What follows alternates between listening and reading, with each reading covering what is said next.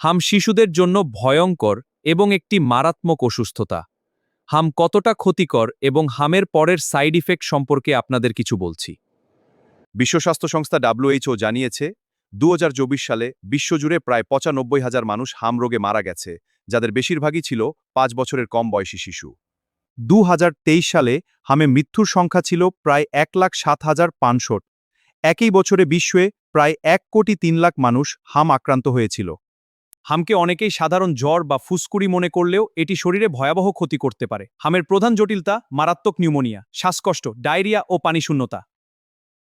কানের ইনফেকশন, চোখের ক্ষতি ও অন্ধ করে দিতে পারে। দেশকে সংক্রমণ, এনসেফালাইটিস, সমষ্টিবৃত্তি, রোগ প্রতিরোধ ক্ষমতা দুর্বল হয়ে যাওয়া। WHO জানিয়েছে হাম শরীরের ইমিউন সিস্টেমকে দুর্বল করে দেয়। হাম সেরে যাওয়ার পরও অনেক শিশুর দীর্ঘমেয়াদী সমস্যা দেখা দিতে পারে। দীর্ঘদিন দুর্বলতা, বারবার অসুস্থ হওয়া, ফুসফুসের সমস্যা, চোখের দৃষ্টি কমে যাওয়া, মস্তিষ্কের ক্ষতি। তাই সতর্ক থাকতে হবে। স্মৃতিশক্তি দুর্বল হওয়া, বিরল ক্ষেত্রে কয়েক বছর পর মারাত্মক মস্তিষ্ক রোগ। বিশেষজ্ঞরা বলেন হামের পরে শিশুদের শরীর আগের মতো দ্রুত রোগের বিরুদ্ধে লড়তে পারে না। বিশ্বজুড়ে শিশু মৃত্যুর বড় কারণগুলো হলো টিকা না নেওয়া, অপুষ্টি, দরিদ্র স্বাস্থ্য ব্যবস্থা, যুদ্ধ, দুর্যোগ, টিকা নিয়ে ভুল ধারণা। WHO এবং UNICEF জানিয়েছে 2023 সালে প্রায় 2,20,00,000 শিশু হামের প্রথম ডোজ টিকা পায়নি। বিশ্বজুড়ে প্রায় 14.3 মিলিয়ন শিশু কোনো ধরনের টিকাই পায়নি। এদেরকে জিরো ডোজ চিলড্রেন বলা হয়। এছাড়া প্রায় 2 কোটি শিশু অন্তত একটি গুরুত্বপূর্ণ টিকা মিস করেছে। এর মধ্যে হামের টিকা না পাওয়া শিশুর সংখ্যাও ভয়াবহ ছিল।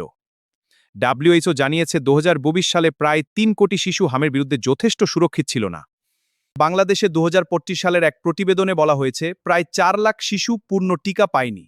প্রায় সব শিশু কোনো টিকাই নেওনি। এটি একটি জাতীয় স্বাস্থ্য সংকট। বিশেষজ্ঞরা বলছেন টিকা না নেওয়ার কারণে হাম দ্রুত ছড়াচ্ছে এবং ছোট শিশুদের মৃত্যু ঝুঁকি অনেক বেড়ে যাচ্ছে। এটি বাতাসের মাধ্যমে খুব দ্রুত ছড়ায়। একজন আক্রান্ত ব্যক্তি কাশি হাঁচি দিলেই আশেপাশের মানুষ সংক্রমিত হতে পারে। বিশেষ করে শিশুদের জন্য হাম খুবই মারাত্মক হতে পারে।